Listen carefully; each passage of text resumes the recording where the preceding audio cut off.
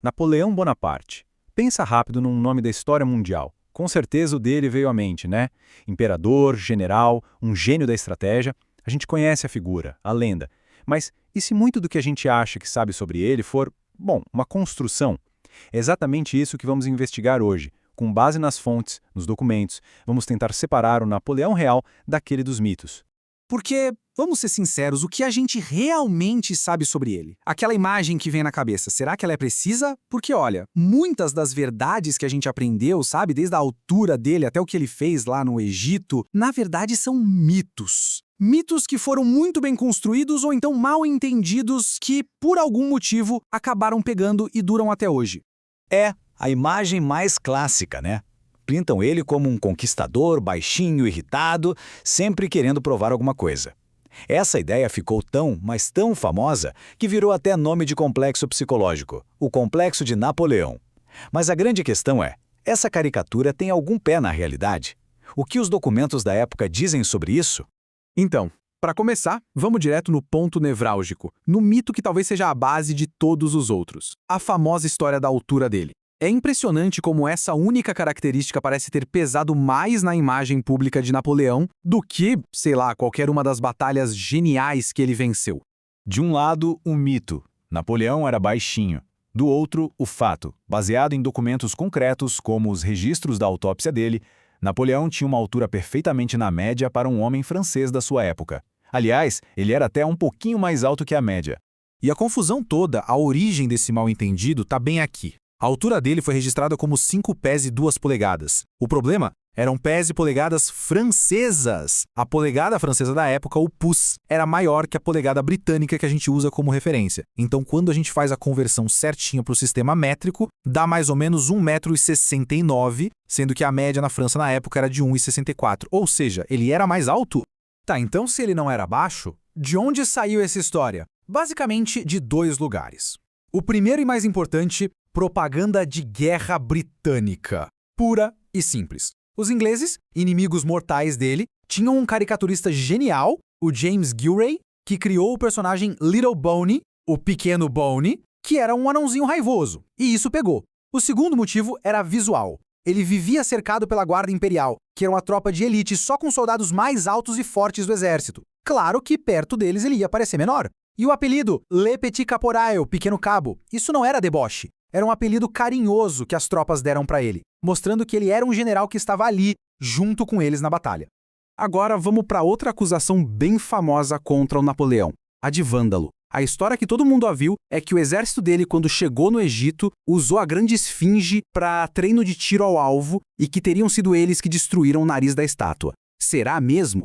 Bom, a cronologia dos fatos aqui é bem clara e não deixa muita margem para dúvida. Existem desenhos da esfinge, feitos por um explorador dinamarquês chamado Frederik Norden, lá de 1737. Isso é mais de 60 anos antes do Napoleão sequer chegar no Egito. E nesses desenhos, a esfinge já está sem o nariz. Na verdade, os registros apontam que o dano aconteceu muito, muito antes, lá no século XIV. E a ironia aqui é gigantesca, porque longe de ser um vândalo, a expedição de Napoleão ao Egito foi o que deu o pontapé inicial para a egiptologia moderna. Ele não levou só soldados, ele levou uma comitiva com mais de 150 cientistas, artistas, engenheiros que fizeram o primeiro grande estudo científico do Egito Antigo.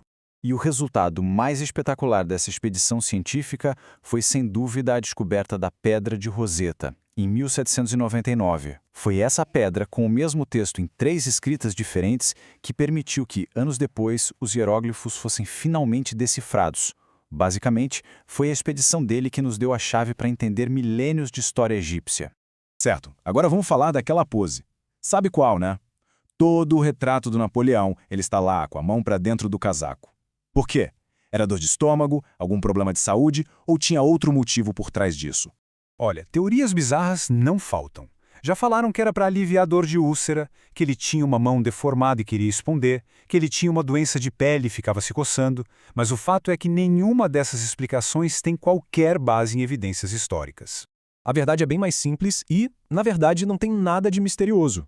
Aquela pose não era uma coisa dele, era uma convenção social e artística do século XVIII. Era tipo a pose padrão para um retrato de um cavalheiro, de um homem de status. Significava boa educação, postura, autocontrole.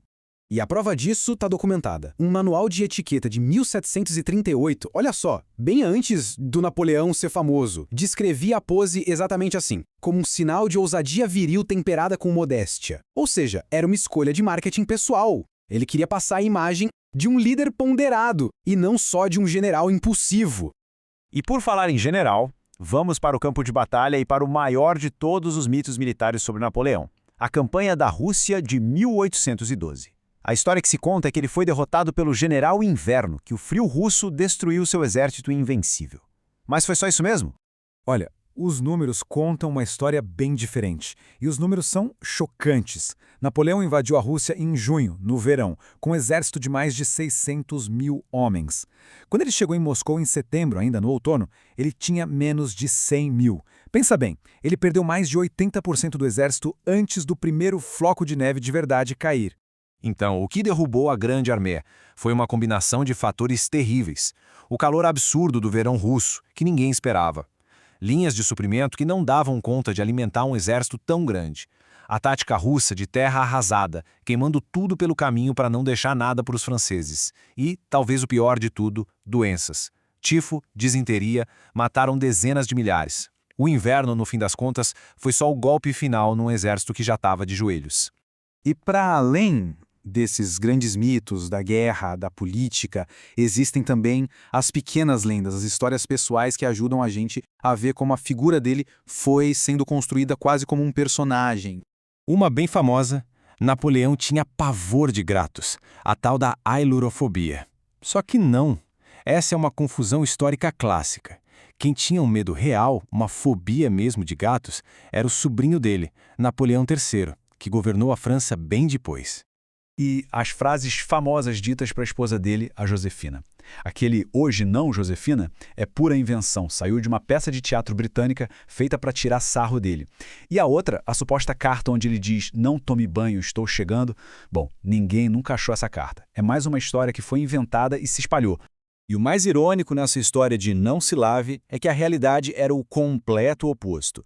Os registros da época mostram que Napoleão era, na verdade, obcecado com higiene pessoal. Ele tomava banhos quentes e demorados todos os dias e, segundo relatos, usava litros e litros de água de colônia.